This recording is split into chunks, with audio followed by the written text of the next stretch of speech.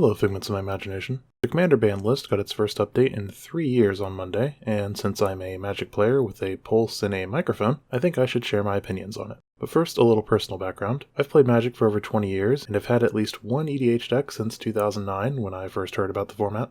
As for my personal investment in the ban cards, I own a grand total of 1 Mana Crypt, courtesy of an old judge friend, and 1 Dockside from the 2019 precons.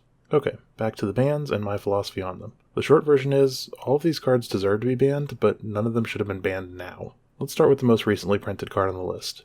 Nadu. Nadu is extremely powerful, and has fortunately already met its end in Modern. As for EDH, I have no doubt the bird is powerful, possibly even broken, but I don't think it should have been banned here. I think the proper line would be to watchlist it, essentially just giving people a heads up that it might be banned in the future. I just don't think 3 months is long enough of a sample period, but I do think it would end up banned eventually, and the card itself is already very cheap, so I don't think this ban is that big of a problem. Moving on to Jeweled Lotus, and I'm actually just going to lump Dockside in here too. Both of these cards were literally printed for Commander, and both of them were widely regarded as mistakes when they were printed. Both cards also had multiple calls for bans, with some even coming before release. But now it's been almost 4 years since Lotus was printed, and 5 for Dockside Extortionist. The bottom line is, it's just too late. The majority of cards banned, at least for the last decade, were banned within 2 years of their first printing. And while that can still hurt, players are way more willing to accept that than when a card has been around for 5 years and has 3 printings. Don't get me wrong, like I said from the start, these cards deserve a ban, but they should have gotten it 4 years ago, not now. But for the most egregious banning by far, we turn to Mana Crypt. Mana Crypt has been around for 29 years and has been legal in EDH since its inception. And it fits in well in a world where Soul Ring, Mana Vault, Grim Monolith, Gaia's Cradle, and plenty of other extremely broken fast mana cards exist.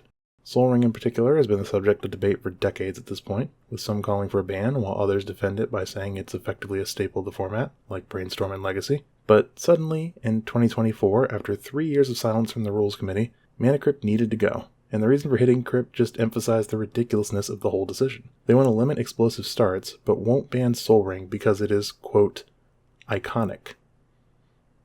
That's a real quote. Okay, but what about Mana Vault, Grim Monolith, Mox Diamond, Chrome Mox? Literally any of the other extremely broken fast mana cards?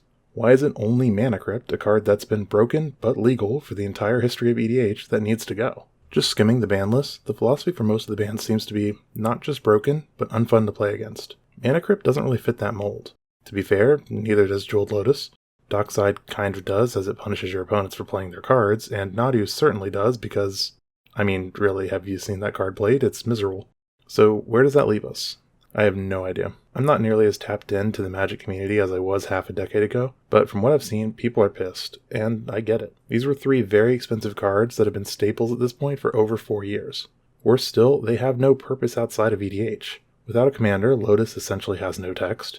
Mana Crypt isn't legal anywhere else except Vintage, and Dockside? Yeah.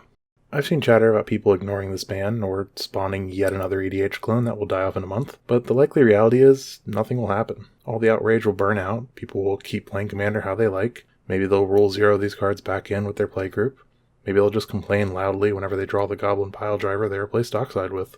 One thing I do predict is that the use and acceptance of proxies for Commander will grow exponentially. Losing a couple thousand in equity is a pretty good motivator to never invest in that product again. And that's it. Didn't really think I'd be putting out any Magic content for a while, but then, well, here we are. Feel free to use the comments to rage about the bans, or rage at me, whatever you're into, I guess. Do other YouTube stuff if you want, and I'll see you all eventually.